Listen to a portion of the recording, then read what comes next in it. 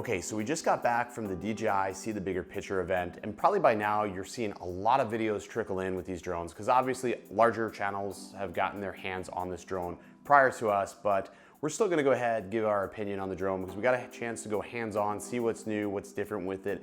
Obviously, this drone has leaked out tremendously and there's not a lot of surprises, but I wanna talk about some of the things that we did see that did surprise us and what we really think of these drones and which one of these I'm going to be buying. Stay tuned.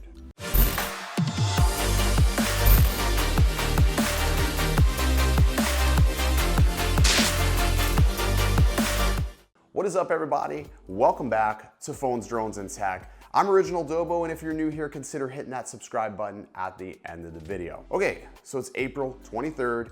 See the Bigger Picture finally was today. Second time was the charm for this event. And yeah, we got to see both of the drones. So two drones were announced today. We have the Mavic Pro 2 and the Mavic 2 Zoom.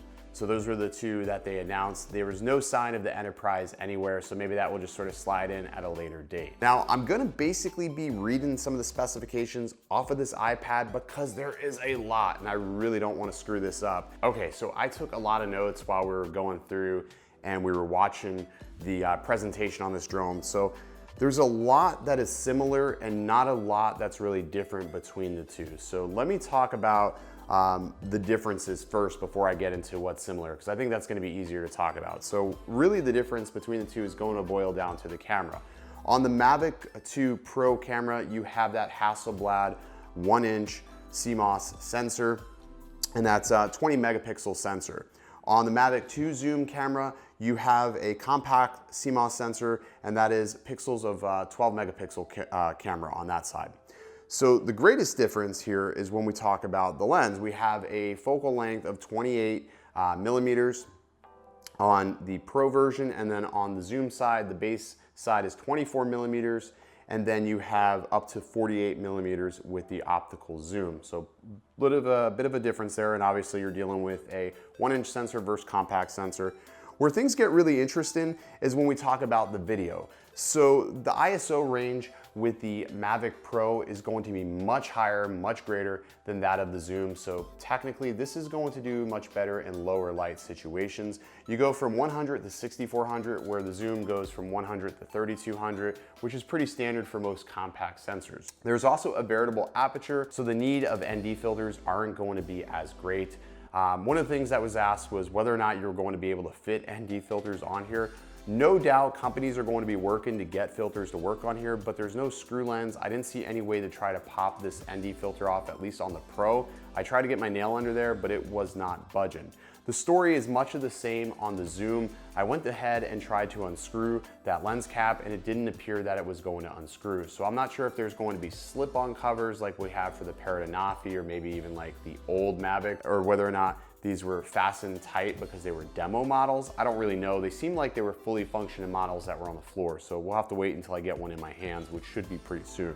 Still image size, you're going to get a larger image, obviously, on the Pro than you will on the Zoom, and that's just because of the sensor size. Both shoot at 100 megabits per second and 4K, which is good to see.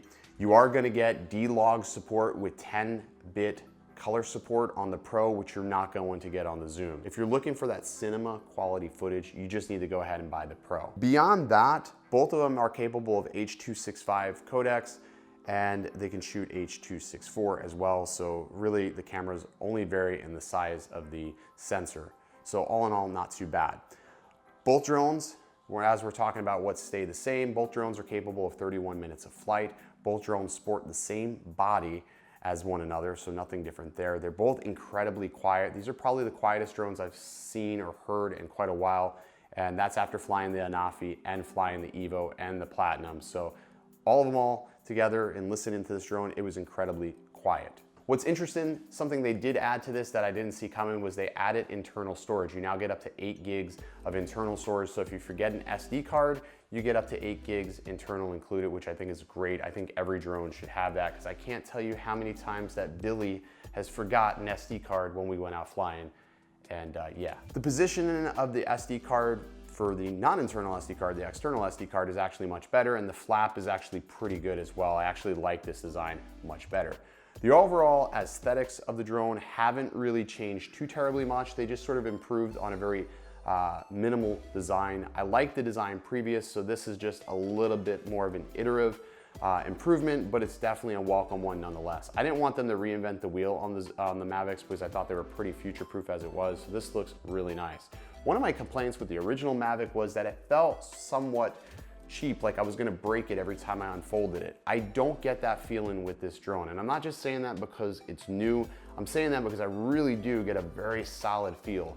I said that a lot about the Evo when I would unfold it, that I had a very solid feel to it, and I get that same sensation here when I unfold the new Mavics. They also have a little bit of heft to it, and if we look on the underside of it, we now have metal, and there's a lot more sensors and tech going on. You'll notice in the center of both of the drones, there is an LED light. That light will illuminate your landing if you are landing in the dark, which I think is a brilliant inclusion. The gimbals have also been improved. Both of the gimbals are almost similar on either drone. What I think is pretty cool about these drones is that if you decide you buy the Zoom and you want to upgrade to the Hasselblad camera later on down the road, you can contact DJI and pay the difference to have that gimbal installed.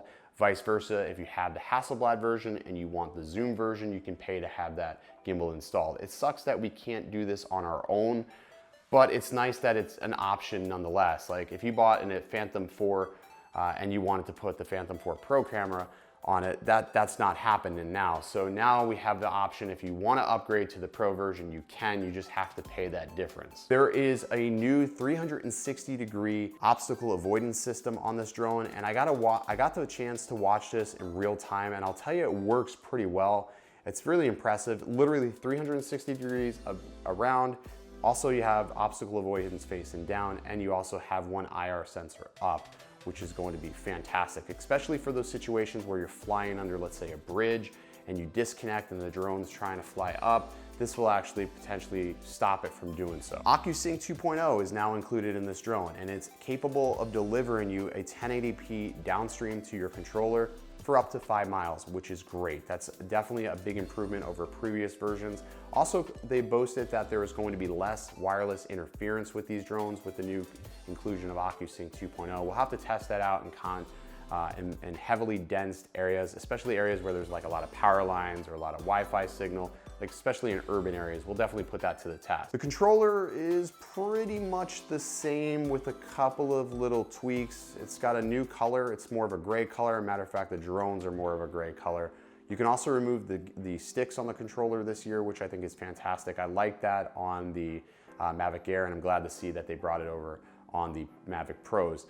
There is that OLED display in the center there again, so you can see all your telemetry data. And they also have a button to go ahead and do your tripod mode, which is fantastic. So all in all, it's little things that make the bigger picture. See what I did there? And I'm definitely digging it. So if you had asked me right now today which one I'm leaning towards, I will tell you that I actually went ahead and ordered the Zoom version. I think I like the dolly zoom effect a lot. And I like the fact that I can get up close to things without actually physically being right up on them.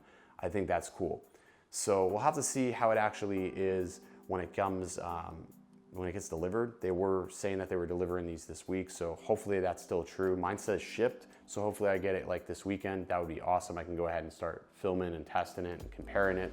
I did save all my footage for my Evo, and I can fly the same spot so I can get a good baseline comparison so we can see exactly how these stack up. Pricing, the Zoom is going to be $1249 and the Pro is going to be $1449. I will say I really didn't expect pricing that high, but with all the features and everything, and after we let them get done with the presentation, you can really sense why it is like that. They flew fantastic, and I think no matter which drone you buy, it's going to be a fantastic experience. And the fact that you can upgrade later if you decide you want to, you're not really missing out no matter which drone you buy. But anyways, that's gonna do it for this video. If you enjoyed, make sure you give it a thumbs up. As always, stay original.